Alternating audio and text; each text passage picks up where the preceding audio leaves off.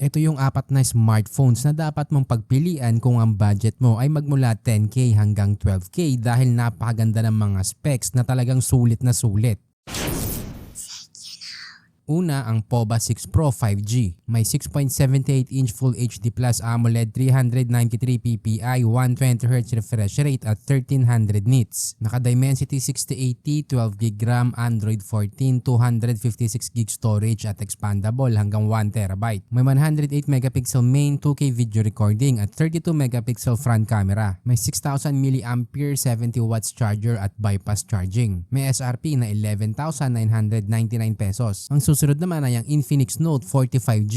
Naka 6.78-inch Full HD Plus AMOLED 393 ppi 120Hz refresh rate at 1800 nits. Naka Dimensity 7020, 12GB RAM at 512GB storage. May 108MP main 4K video recording at 32MP front camera. May 5000mAh battery, 33W charger, 15W wireless charging at bypass charging. Mabibili sa presyong 10,499 pesos. By the way, lalagay ko na din yung link sa description kung saan mo itong mabibili at official yan. Gumawa din kami ng FB group na smartphone tips, kaya kung ayaw mong masayang ang pera mo sa pagbili ng maling smartphone, mag-join ka na at kami mismo maghahanap ng best option at price para sa'yo. Nakapasok din ang Camon 30 5G. May 6.78-inch Full HD Plus AMOLED 393 ppi at 120Hz refresh rate. Naka-Dimensity 7020, 8GB RAM at 256GB storage. May 50MP main with OIS, 2K video recording at 50MP front camera. Naka 5000mAh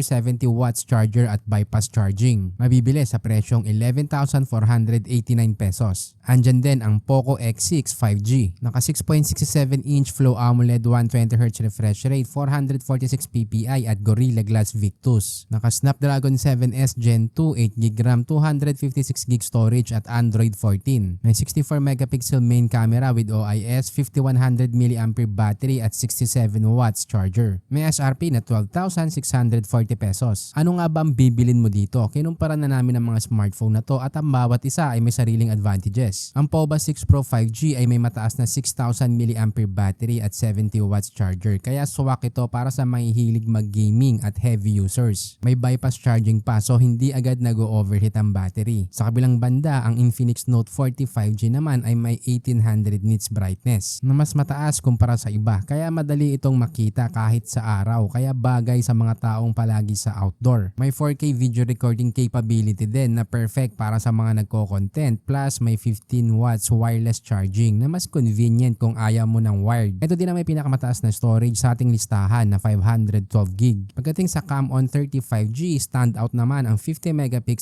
front camera, kaya ang ganda ng selfie at video. May OIS din para sa stability. At kahit na naka 5,000mAh battery lang, mabilis pa rin ang charging dahil sa 70W ang charger. Sa huli, ang Poco X6 5G na may Gorilla Glass Victus, kaya mas matibay ang display kumpara sa iba. Mas mataas din ang PPI nito na aabot ng 446, kaya mas malinaw ang mga images. Ang Snapdragon 7S Gen 2 chipset ay maganda para sa gaming at daily use, kaya okay ito para sa mga heavy users. Sa kabuuan, bawat smartphone ay may kanya-kanyang advantages na dapat isaalang-alang base kung ano ang mas importante para sa'yo, tulad ng battery life, display, camera o durability. Ginawa ko nga pala ang Tech You Know dahil sa dami ng smartphones na lumalabas ngayon, napakahirap nang mamili. Kaya dito sa channel kami mismo ang nagre-research para malaman kung anong device ang pinakasulit para sa budget mo. Pero para makagawa pa kami ng ganitong content, kailangan din namin ng suporta mo, kaya huwag kalimutang mag-subscribe, i-like at i-share ang ating video.